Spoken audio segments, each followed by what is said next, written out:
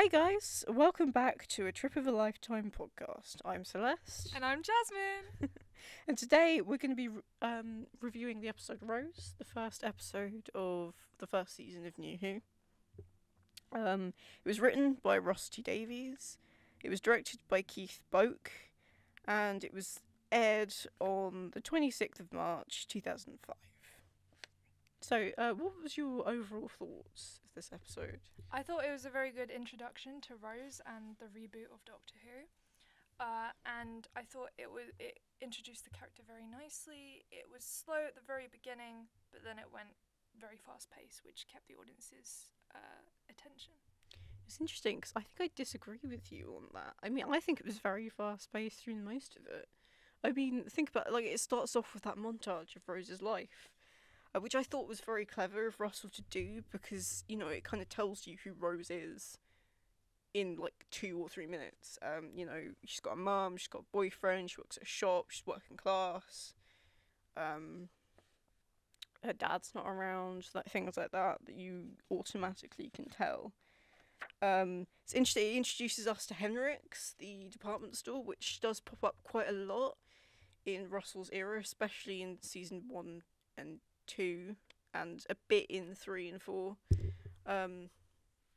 It's also apparently Henrik's is actually part of Torchwood, which you'll find out later on. It's owned by Torchwood.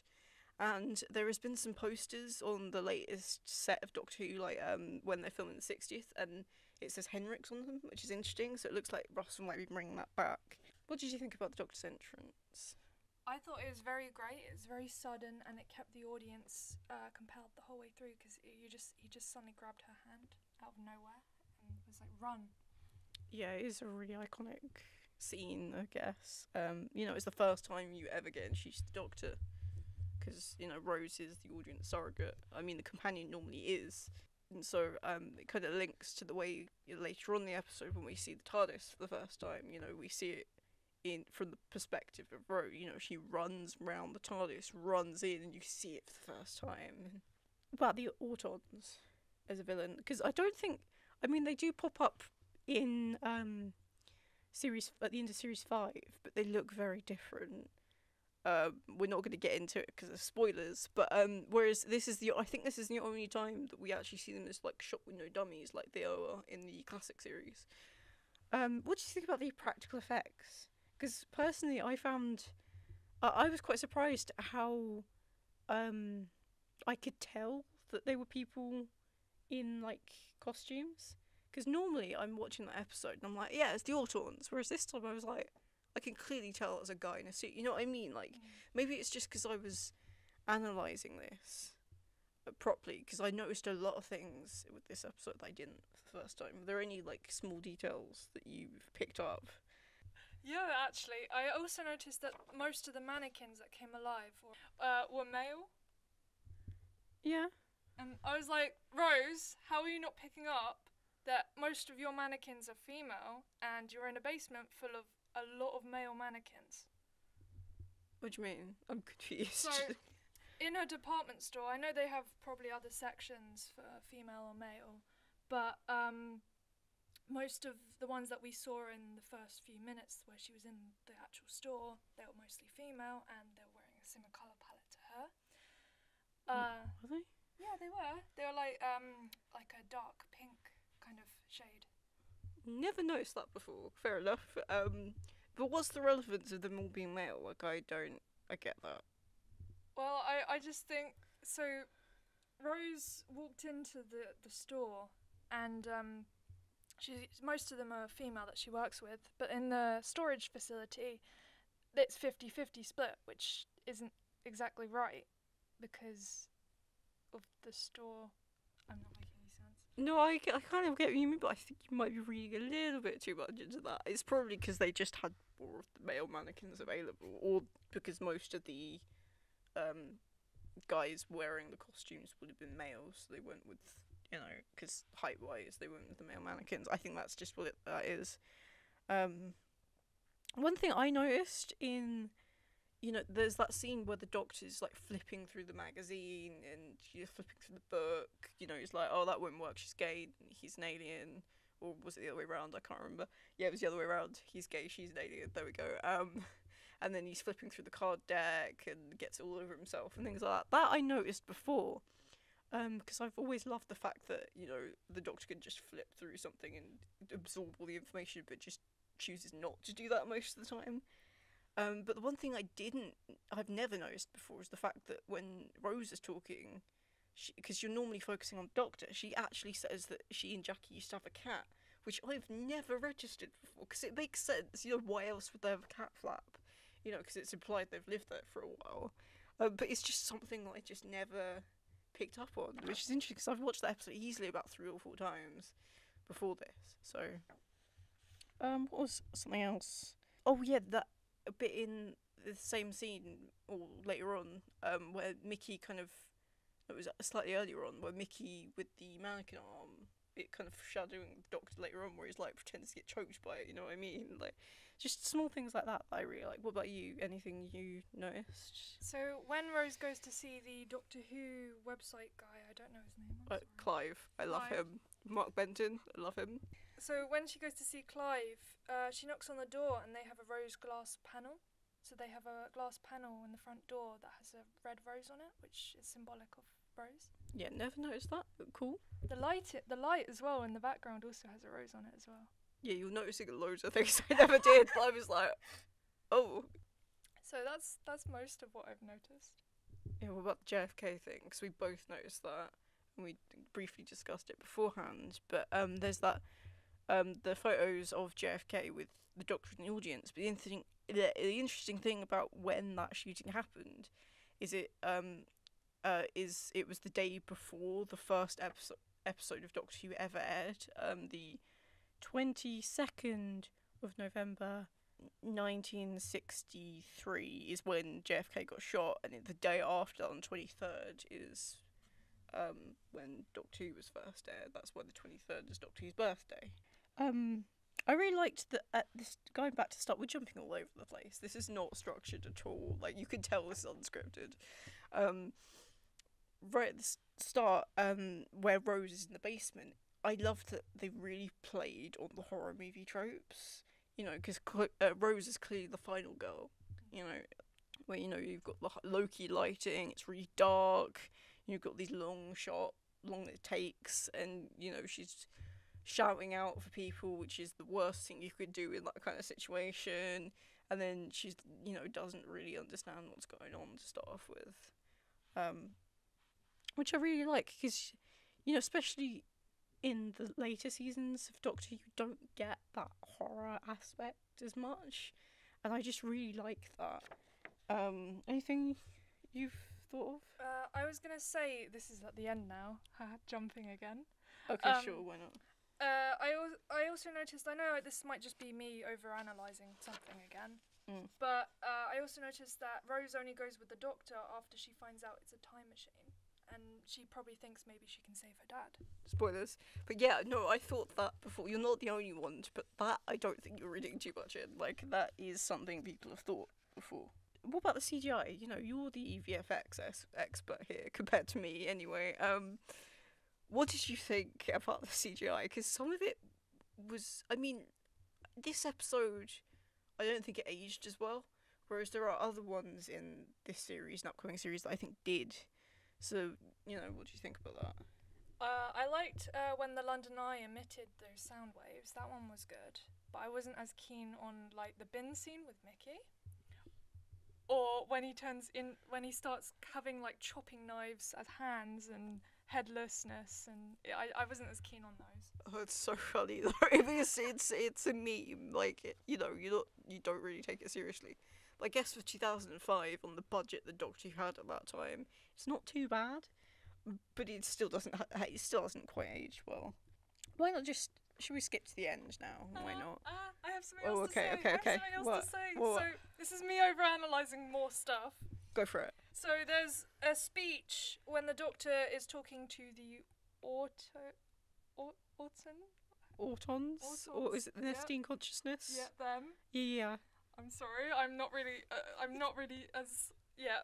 It's fine, I'm very, Anaraki about this stuff, like, Anyway, yeah. The Doctor does a speech and then it talks over him, and he says, "I'm talking," which is a later link to another episode, which we're not gonna. Is it? Yeah, the Pandorica. With his speech, "I'm talking." Yeah. he I says mean, a I few haven't watched lines. that one a ton. Okay, fair enough. Yeah, cool. I have. I know you have. I know.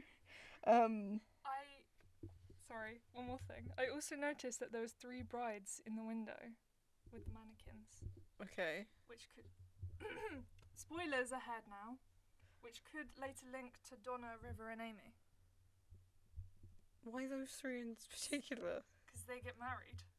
Yeah, like none of that had been planned. That's complete rubbish. I'm sorry. Like, yeah. I always thought you were gonna say it links to the 3 companions, but even that wasn't planned. So like, yeah, you're giving a little bit too much credit.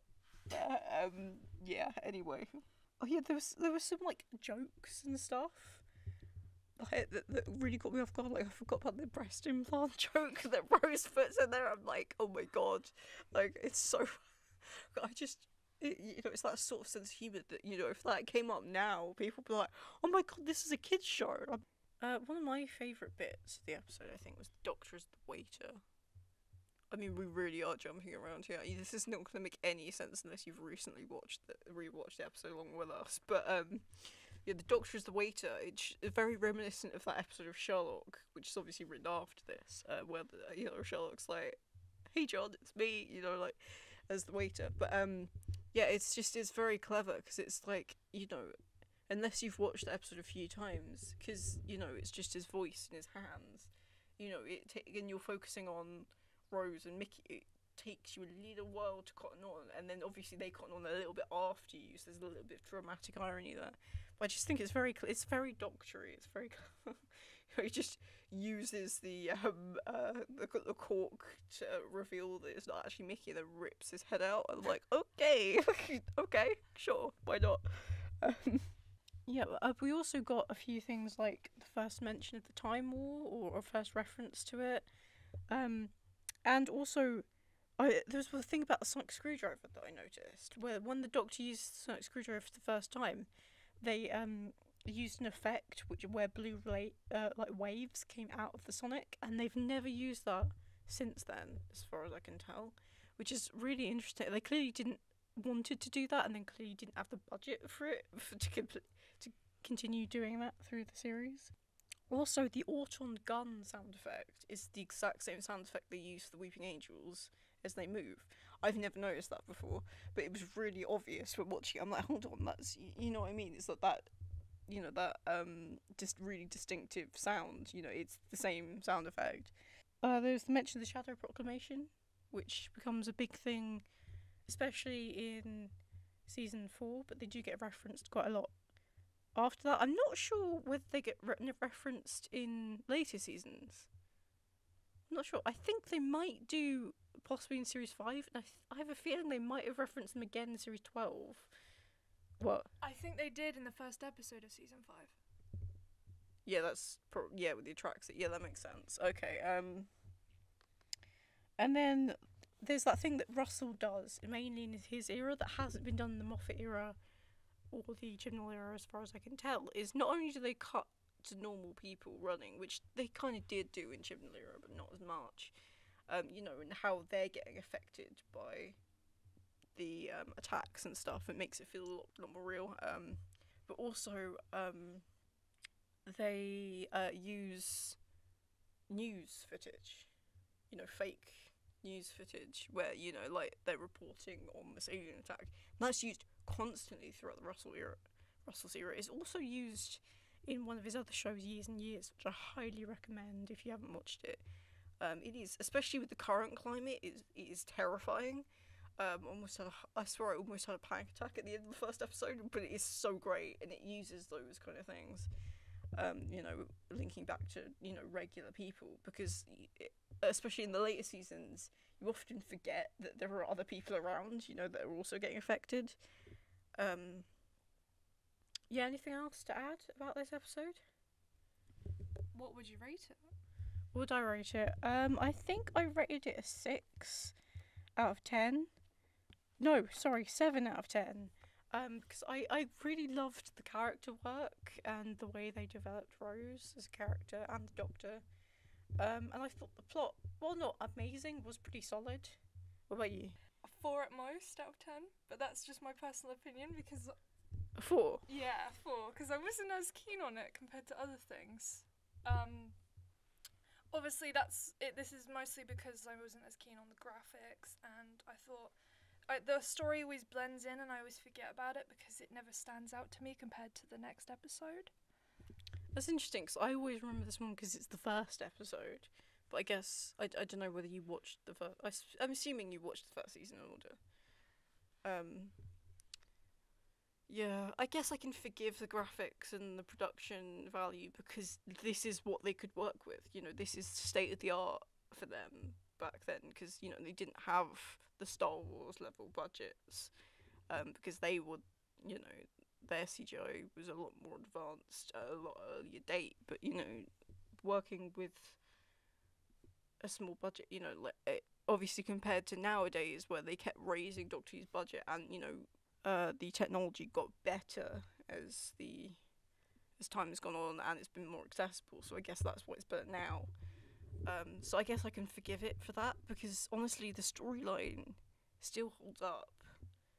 It's just, you know, obviously I guess because you're the effects person, that's going to irritate you more than it will irritate me. Whereas I'm the story person. If the story's lacking, then that's going to irritate me. I'm sure there's going to be... Because I was expecting to be the bad cop here, but clearly this episode is shifted that round. But I'm sure there'll be plenty of ones in later eras where I'm like, that was rubbish. And you're like, I love that. I'm like, okay. Like, that's completely normal. Okay. Yeah, I think that's about it for this episode. Thanks for listening, and I really hope you stick around for the next one. We're going to be releasing on a bi-weekly schedule, hopefully, so I'm thinking I'm thinking every Monday and Thursday. Yeah, so I hope you enjoyed it and hope to see you next time.